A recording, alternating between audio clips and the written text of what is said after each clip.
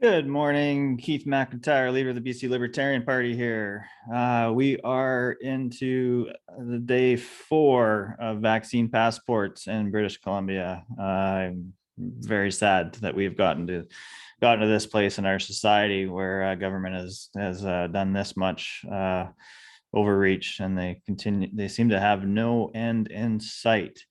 Lots I could say about that. I do encourage everyone that if you are talking to business owners, let's be peaceful, let's be civil. I think every business that is most businesses that are implementing this mandate are not doing it because they want to, but because they think that they have to, and they think that they have no choice. So I look at every restaurant as a potential supporter of the party, and there's an opportunity for education for them to know that they're not alone. But that's not the primary reason of this video. I'm going to address a subject that comes up quite a lot, and it's with the protests at the hospitals and the healthcare facilities. And so I received a letter from a friend of mine. He and just caveat, he's not a member of the party. He is a self identifies as a libertarian, but as what I love about libertarians is we all have different definitions of what one is, and where individual liberty stands. And just a little bit of context, we had some discussions when the quarantine hotels popped up, and he said that quarantine hotels are in fact libertarian, and Justin Trudeau was acting as the most libertarian prime minister ever in the history of Canada. And I thought, well, I don't really follow that. But hey, your opinion, it's your choice. So he's been publicly saying some falsehoods, and he has some questions about where the BC Libertarian Party stands. And as we know, with the amount of government interference that's happening in all areas of this pandemic, we're in a very messed up state of the world right now. And so it's hard to even see where individual liberties even exist anymore. And so he asked specifically about the hospitals and healthcare facilities protest. Tens of thousands of people across the country protested near hospitals. So he's saying he applauds us for using and encouraging others to exercise their rights as citizens to peacefully assemble. So that's great. He applauds the exercising of the citizens' right, but he says he is concerned about the lack of voice for other citizens in British Columbia. So first of all, he says that I've actively promoted participation at these events, which I have. I will admit that. I always encourage people to protest for things that they feel strongly about peacefully. Let's not harm others, and attended yourself. So I unfortunately was not able to attend the hospital rallies. I had an important client meeting that I couldn't move. But I was encouraged to see the number of people that were out there. And before you get mad at me for supporting rallies at the hospitals, and we had lots of internal discussions and disagreements with members of the party and with our party executive. And the reason I supported the protests happening at hospitals is because the other protests haven't been making a difference. And this one in particular was a bit different. So there is a minority of people in the healthcare industry that are not comfortable getting this vaccination right now, or for health reasons they can't. And they're being told that they're going to be forced to have something injected into their body that they're not comfortable with, or lose their livelihood. And this is the segment of the healthcare industry that isn't being listened to or heard. And the fact that there was just a phenomenal amount of people at these rallies show that this was very important. And I think there was some misunderstandings going on. The media painted things a lot differently than what actually happened from people I know that were there. So first of all, there's some misinformation about how access to healthcare was being blocked. Now, I would admit that perhaps there was a little bit difficulty with parking. Again, this is part of the problem with centralized healthcare. Probably not enough parking lots, but that's besides the point. There was a very famous image now of an ambulance surrounded by protesters. This ambulance was driving around the block intentionally. It wasn't being blocked from entering. Uh, can I say for certain that there wasn't violence at these protests? No, I can't say that. There's always going to be some element of the population who crosses the line. I don't support that. I don't support um, blocking entrances to hospitals or these sorts of things, but those things were not happening on a large scale. So the media the media and the government like to paint a picture that makes protesters look bad. Unless they support the protest, then the protesters look good. So it's a very, very difficult thing to wrap your head around. And I took a long time and talked to a lot of different people that were there. And from what I've heard, it was a very largely peaceful protest, 99.9%. And so are there going to be bad people at a protest? Sure. Are there going to be paid provocateurs at a protest? Often. We don't know which is which. So I did advocate for these protests at the hospital because I think it made a difference. And what people need to think about is so you can see, right? So let's say, if someone did block the entrance to the hospital and a patient wasn't able to get in on time, I don't think anybody was denied any treatment. But what you can't see is over the last year and a half, how many people have been blocked from treatment by the decimation of the healthcare, and not because of COVID, but because of poor planning. We're 18 months into this, and there hasn't been a massive increase in training for nurses. There hasn't been field hospitals training people how to treat COVID, any of these sorts of things. So that is a bit of a bigger problem than anything else right now. So you can't see the people that have been denied treatment. So imagine one of the cancer patients that was getting treatment that day. Maybe this is a person that didn't get a biopsy a year previously, and now they're in stage 4 cancer instead of stage 1. How many people with illnesses that came up from inactivity, from lack of social contact, from lack of preventative care from their doctors, and nobody's speaking up for them, but yet we're very concerned about one single day and what sounds like kind of minor inconvenience for a few people. And I understand the healthcare workers are upset. Some of them misunderstood the protest too. They didn't realize that there was a lot of healthcare workers in there, and they're vaccinated and unvaccinated, and they're just demanding freedom of choice. And we can get into the data of why vaccine mandates don't actually make sense and aren't going to help, but I don't want YouTube to get on my case. So he also asks that I formally and openly issue support for the rights of all British Columbians, masked, unmasked, vaccinated or not. Absolutely. Our party has been very clear. We don't care what you put in your body. That's your choice. When there's coercion by the state, which there is heavy, heavy coercion right now, then that's where we run into some difficulties. But wear a mask, don't wear a mask. Don't force me to do any of those things.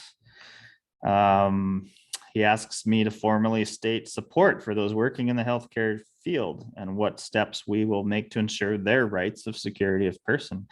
Absolutely, I support those working in the healthcare field. I think that they are in a toxic relationship with their employer, which is the provincial government. They've been used and abused for decades, and even more so in the last 18 months. And now with putting a bunch of healthcare workers on unpaid leave coming up, you're going to get ICU nurses who are going to wipe the butts of dementia patients.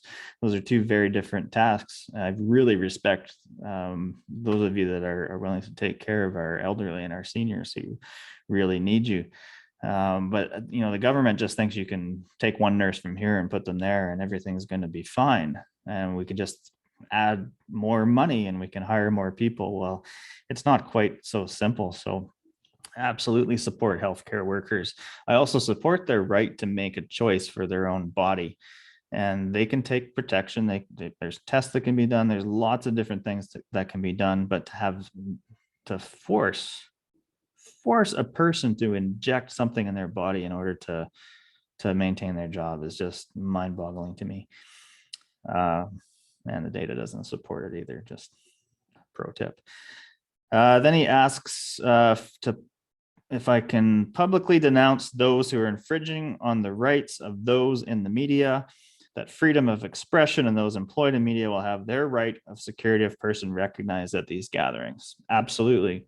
Certainly agree with that. We should never be harming another person. What's happening with the media is you get a lot of young people who are trying to make a name for themselves. I remember at the One Kelowna Freedom Rally, this global reporter, he went straight into the middle of a crowd and started demanding 6 feet from everybody. So, what the heck did he think was going to happen? Would you, back in the Kosovo conflict, would you go in and say, hey, can you guys stop shooting? I'm reporting now, so there's got to be some personal responsibility on these reporters. I have witnessed people not treating reporters well, and I always call them out and say, hey, let's have a conversation rather than yelling. But there is quite a lot of anger towards the media, and rightfully so. I've talked to media outlets and I say, hey, like, why are you printing sometimes outright lies by the government? John Horgan's mask mandate press conference was riddled with lies and mistruths, like where he said, over 80% of British Columbians have been vaccinated, so therefore they support vaccine passports. Well, that's a ridiculous statement, and it doesn't make sense. Or when he says that 70% of businesses want the vaccine passport. Well, that's not true either.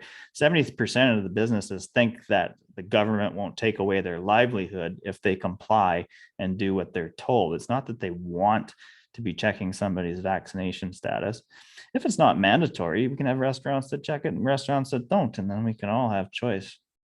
Mandating things always ends up in a bad place.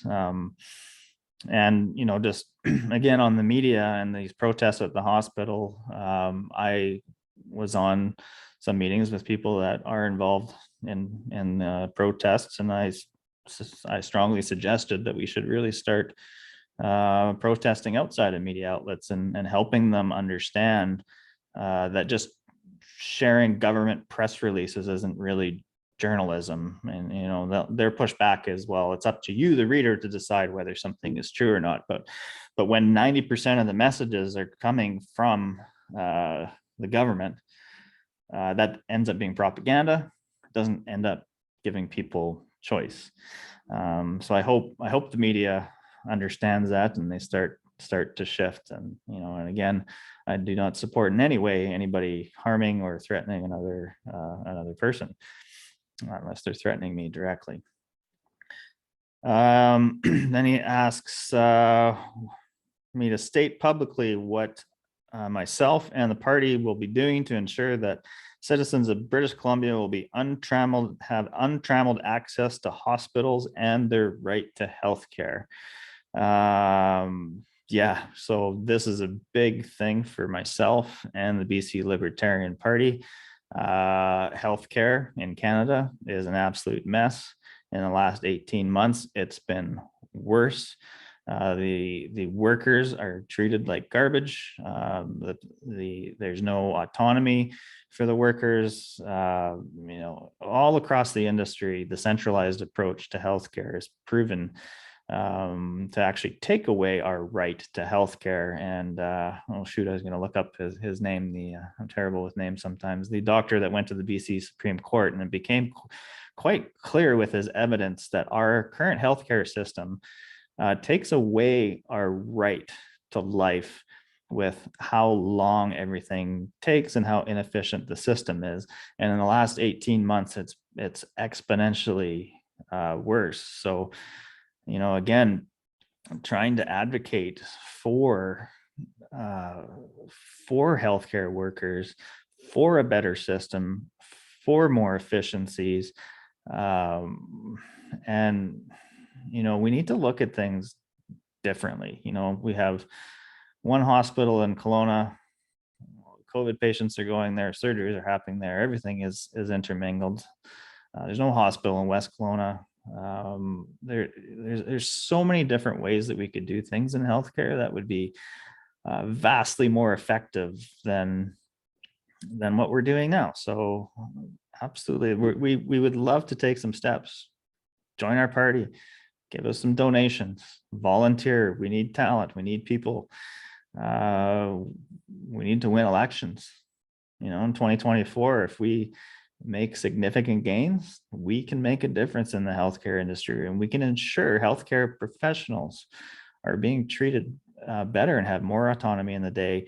And us as citizens have real, true access to healthcare, which we don't have in BC right now. And so again, he's asking to hear how we will ensure the safety and the rights of all British Columbians. And, we're in a very tough spot. We could all stay in our homes and live in a bubble the rest of our lives, or we could accept personal responsibility that there is danger out in the world. And if you're knowingly sick and you go out and infect people, that's a problem. But this continued overreach by the government is really frustrating. And we have to continue to push back. We have to make sure that those minorities, like the healthcare workers that don't want to have a vaccination or be forced to have a vaccination, are heard. It's pretty sure that for a long time we were very conscious of minorities.